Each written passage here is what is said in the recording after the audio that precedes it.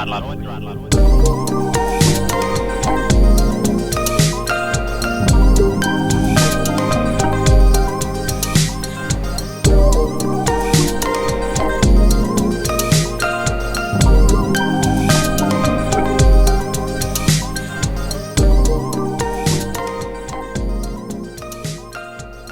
guys, welcome back to the channel. This is Swimming in Popcorn, and after a couple months off, we are back and ready in full force to continue our journey of watching the highs and lows of cinema while bringing you reviews that make crusty, dry dog shit on a hot summer day smell like roses. With the release of Alien Romulus, Longlegs, Deadpool and Wolverine, and A Quiet Place Day 1, there's no lack of movies to review. So with that being said, everyone make sure your buttholes are bleached and you've got a cup of adult juice next to you while you listen to this review. Full disclosure, I do wonder how much therapy it's going to take you viewers to recover the sanity it took making it to the end of this podcast. Do you ever wonder how Jason Voorhees would fare against a group of college kids getting high and full of booze? Of course, that's how he got the entire franchise of Friday the 13th. Did you ever wonder how he would fare against a college kid with telekinesis?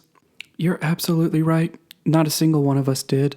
But that didn't stop Paramount Pictures from giving us the 7th installment, and just like a roller coaster from hell, what a ride it was. With Jason still scuba diving at the bottom of Crystal Lake from the end of the 6th film, a young girl named Tina Shepard flees from her home in the middle of the night while her father serves her mother some domestic violence for dinner. Noticing Tina running to the docks just outside, her parents chase after her worried. Tina jumps into a canoe and makes her way to the center of the lake. As her father stands on the dock, pleading for Tina to return with his promises of being better, she screams back her hatred towards him. As her emotions reach their peak, the dock violently shakes and collapses into the lake. Her father, now underwater, is violently beaten in the head by the falling debris, knocked unconscious, and drowns, hopefully becoming an abuser sandwich for some unsuspecting alligator. Fast forward a bit, we see Tina, now an adult, return to her childhood home, joined by her mother and her doctor from the mental institute she has been at, Dr. Cruz. The idea behind this visit is that Dr. Cruz believes returning back to the home on Crystal Lake will help Tina overcome her trauma, fueled from grief and guilt over her father's death. However, we soon learn later that Dr. Cruz, being the piece of shit that he is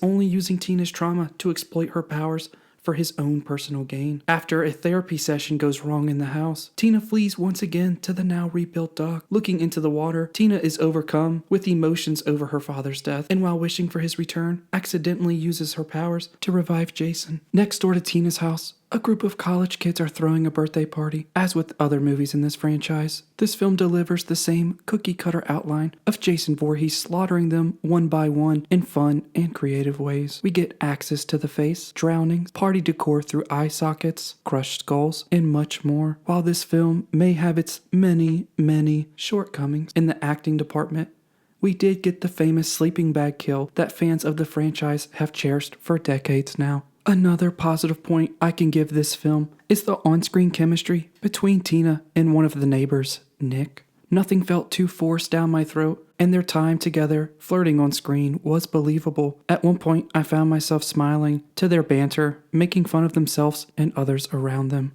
While we are on the topic of acting, it should go without saying that watching the 7th installment of a slasher series in the 80s should come with the expectation of terrible on-screen performances. Like Cookies and Milk or Burgers and Fries, 80s slashers and shitty acting go hand in hand in a way that we can really only describe as a guilty pleasure. Without spending too much time repeating what may seem obvious to most, the level of cringe in some scenes had me practically begging for Jason to come through my front door and put me out of my misery. Coming freshly off the 6th film and its beautiful scenery, the film's depiction of Camp Crystal Lake feels somewhat disappointing. It's hard to pinpoint exactly where it's lacking, but the lack of greenery, paired with most of the film being shot indoors, left me desiring more of that cozy and campy feeling the series is known for. After finding her mother, Dr. Cruz, and a cabin full of dead people, Tina and Nick are finally confronted by Jason in a paranormal showdown that seems to be directly in the middle of somewhat satisfying an itch you may not have known you had, and regretting the time you wasted watching the movie. The house is destroyed in the showdown, and the fight between them finds its way outside onto the docks. Up to this point, Tina's powers were entertaining and didn't seem too overpowered, creating a decently balanced fight between the two. Tina's emotions finally peak, summoning her father's spirit from the lake as he changed Jason and drags him into the depths of the lake once again. Now, I know what you are thinking,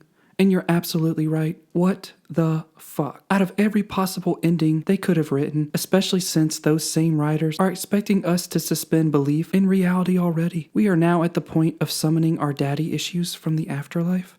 I mean, what's next? Putting Jason in space? Before we end this horrible attempt of a lackluster review, I'd like to point out that I am a bit biased to this franchise. With the over-the-top deaths, the consistent formula shared between each release, and mandatory boob scene in every film, how are we as fans supposed to not be easily satisfied with each movie? No matter how embarrassingly downhill we are rolling at this point, I'm giving this film a solid 6, and it's safe to say I feel comfortable in that stance. Despite the actors' performances or lack of, Jason still finds a way to slash his way into our hearts like some wonderful dessert after your parents fed you liver for dinner. I can't promise you the time back you might spend watching this film, but I can promise you that it fills the void when you're too tired for something new on a rainy night and you just want something familiar to relax to. As always, thank you for your support of the channel, and most importantly, stay munchin', stay crunchin', and I'll see you next time. Thanks, guys.